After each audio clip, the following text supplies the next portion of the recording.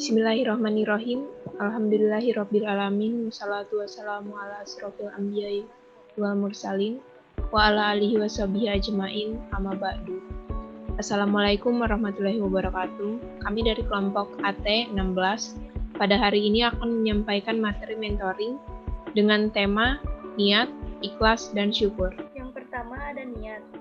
Niat terletak di dalam hati. Niat seringkali tidak terdeteksi melalui rupa maupun lisan. Tapi yang pasti Allah Subhanahu wa Ta'ala Maha mengetahui apa yang terbesit dalam hati dan pikiran manusia.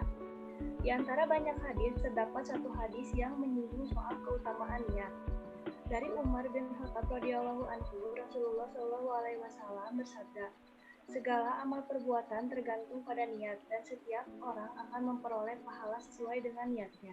Maka barang siapa yang berhijrah dengan niat mencari keuntungan duniawi atau untuk mengawini seorang perempuan, maka pahala hijrahnya itu sesuai dengan niatnya. Hadis riwayat Bukhari. Bila niat kita lurus, maka lurus pula amal kita. Tetapi bila niat kita bengkok, maka amal kita pun akan bengkok. Agar niat kita senantiasa lurus dan ikhlas, alangkah baiknya kita menghayati kembali janji-janji yang selalu kita ucapkan saat sholat, yaitu sesungguhnya sholatku, ibadahku, hidupku, dan matiku hanyalah untuk Allah Subhanahu wa Ta'ala. Selanjutnya kita akan membahas materi ikhlas. Cara bahasa, ikhlas mempunyai pengertian bersih hati, tulus, dan rela.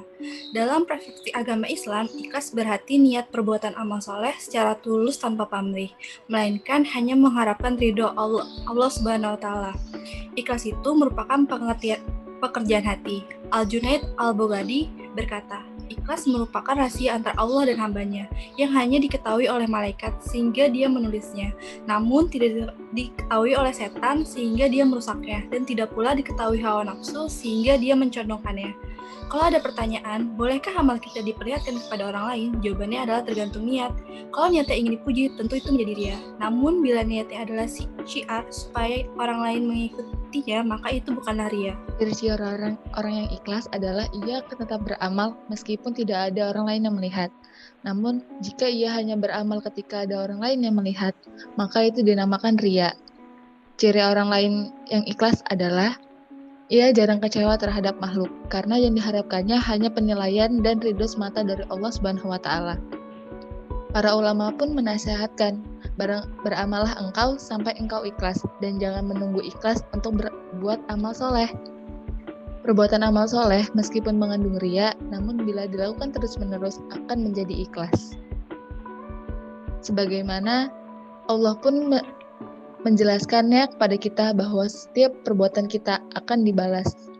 Dan hal ini selurus dengan Quran surat Az-Zalzalah ayat 7-8. A'udzubillahi minasyaitonirrajim. Bismillahirrahmanirrahim. Faman ya'mal mithqala dzarratin khairan yarah wa may ya'mal mithqala dzarratin syarran yarah.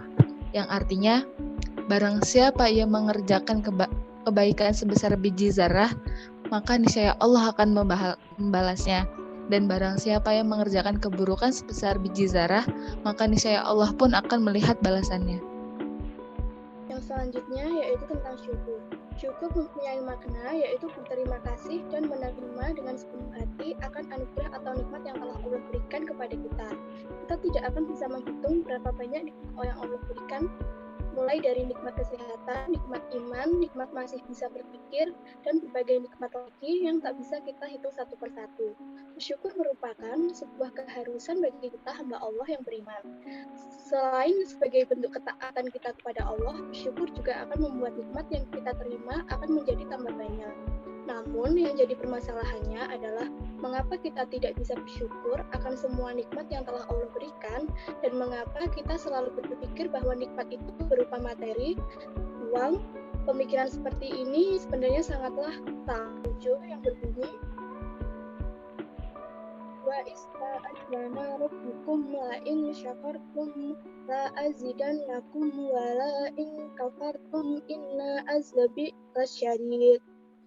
Yang artinya, sesungguhnya jika kamu bersyukur, pasti kami akan menambah nikmat kepadamu. Dan jika kamu mengingkari nikmatku, maka sesungguhnya azabku sangat pedih. Quran Surat Ibrahim ayat 7. Maka dari itu, apabila kita tidak ingin termasuk ke dalam golongan orang-orang yang kufur akan nikmat Allah, maka sehendaknya kita bersyukur dan jangan kita sekali-sekali mengkufuri atau tidak mensyukuri nikmat yang telah Allah berikan kepada kita. Karena Allah berfirman dalam Quran Surah An-Nahl ayat 83 yang berbunyi, mereka mengetahui nikmat Allah, kemudian mereka mengingkari dan kebanyakan mereka adalah orang-orang kafir. Quran Surat An-Nahl ayat 83. Menurut Dr. Muhammad Sulaiman Al-Ashkar, Mudaris Tafsir Universitas Islam Madinah, orang-orang kafir dan musyrik itu mengetahui nikmat Allah yaitu pengutusan Rasulullah SAW. Kemudian mereka mengingkari kenabiannya karena kebodohan dan kekerasan mereka dalam perkataan dan perbuatan, yang mana mereka menganggap bahwa pertolongan itu miliknya atau berhala, dan mereka menyembahnya. Dan kebanyakan dari mereka itu menolak dan menentang. Ayat ini turun untuk orang Arab yang mendatangi Nabi SAW. Lalu Nabi membacakannya untuknya ayat-ayat sebelumnya, ayat 81 sampai ayat 80 sampai ayat 81. Kemudian dia berkata benar, lalu berpaling pergi dan tidak jadi masuk Islam. Janganlah kita seperti orang musyrik yang mengkufuri nikmat Allah. Di sini saya ingin mengajak kalian semua untuk selalu bersyukur atas segala nikmat yang telah Allah berikan kepada kita. Demikianlah ceramah singkat yang dapat saya sampaikan. Mohon maaf bila ada kesalahan kata. Dari materi yang telah dipaparkan dapat ditarik beberapa kesimpulan, bahwa kita harus menanamkan niat yang baik di dalam hati agar amal dan perbuatan yang kita jalankan dapat selalu lurus di jalan Allah. Kemudian, kita harus selalu bersyukur, yaitu dengan menerima dan berterima kasih tentang apa yang telah Allah berikan kepada kita, walaupun dalam hal sekecil apapun itu. Setelah itu, dalam beramal kepada Allah dan menjalankan kehidupan di dunia ini, kita dianjurkan untuk selalu ikhlas agar mendapatkan ridho dari Allah Subhanahu wa Ta'ala. Sekian materi yang dapat kami sampaikan. Jika ada kesalahan kata atau yang lainnya, mohon dimaafkan. Wabillahi wa taufiq wa hidayah. Assalamualaikum warahmatullahi wabarakatuh.